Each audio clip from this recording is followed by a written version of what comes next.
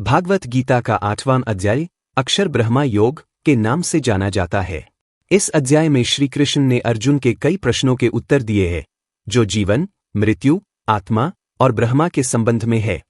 उन्होंने मनुष्य को यह समझाया कि ईश्वर का स्मरण कैसे उसे मोक्ष के मार्ग पर ले जाता है। यह अध्याय मृत्यु के समय मनुष्य की चेतना और उसकी दिशा के महत्व पर विशेष ध्यान देता है। श्री कृष्ण ने अध्याय की शुरुआत में अर्जुन के 7 महत्वपूर्ण प्रश्नों का उत्तर दिया। अर्जुन ने पूछा, ब्रह्मा क्या है? आत्मा क्या है? कर्म क्या है? अधिभूत क्या है? अधिदैव क्या है? अधियज्ञ कौन है? मृत्यु के समय मनुष्य को क्या करना चाहिए? इन प्रश्नों के माध्यम से अर्जुन ने जीवन और मृत्यु के गहरे रहस्यों को समझने की जिज्ञासा प्रकट की। श्री कृष्ण ने उत्तर में कहा कि ब्रह्मा वह अविनाशी तत्व है जो सृष्टि के आधार में स्थित है। आत्मा प्रत्येक प्राणी में विद्यमान है और कर्म वह शक्ति है जो सृष्टि के निर्माण और विनाश को संचालित करती है। अधिभूत वह वस्तुएं है जो नश्वर है।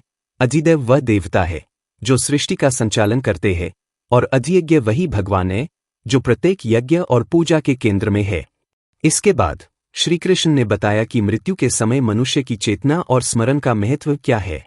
उन्होंने कहा, जो व्यक्ति मृत्यु के समय मुझे स्मरण करता है वह मुझ में समाहित हो जाता है, और जो अन्य किसी विषय का स्मरण करता है वह उसी की ओर आकर्षित हो जाता है।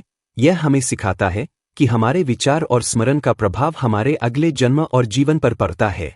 श्री कृष्ण ने अर्जुन को यह भी समझाया कि मृत्यु के समय अपने मन को स्थिर रखना और ईश्वर का स्मरण करना कितना महत्वपूर्ण है।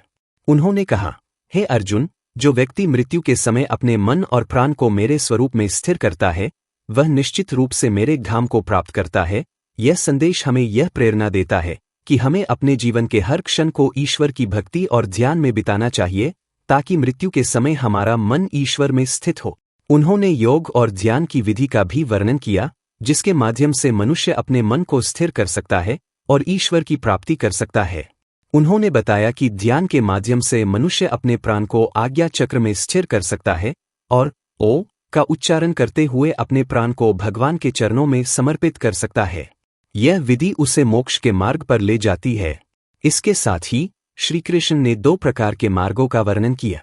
शुक्ल मार्ग, यह वह मार्ग है जो मनुष्य को ईश्वर की ओर ले जाता है और उसे मोक्ष प्राप्त होता है। कृष्ण मार्ग, यह वह मार्ग है जो मनुष्य को संसार में वापस ले आता है और उसे पुनर्जन्म के चक्र में बांध देता है। उन्होंने कहा कि जो व्यक्ति शुक्ल मार्ग का अनुसरण करता है वह जन्म और मृत्यु के चक्र से मुक्त हो जाता है, लेकिन जो कृष्ण मार्ग पर चलता है वह इस चक्र में बंधा रहता है। यह हमें सिखाता है कि हमारे कर्म और भक्ति का प्रभाव हमारे जीवन और मृत्यु के बाद के मार्ग पर पड़ता है। श्री कृष्ण ने अर्जुन को यह भी बताया कि जो व्यक्ति निरंतर उनकी भक्ति करता है और उन्हें अपना सब कुछ समर्पित कर देता है उसे किसी भी प्रकार का भय नहीं होता। उन्होंने कहा, हे अर्जुन, जो मेरे भक्त हैं और मुझे अपना सब कुछ मानते हैं वे मुझे प्राप्त करते हैं और उन्हें संसार के बंधनों से मुक्ति मिलती है।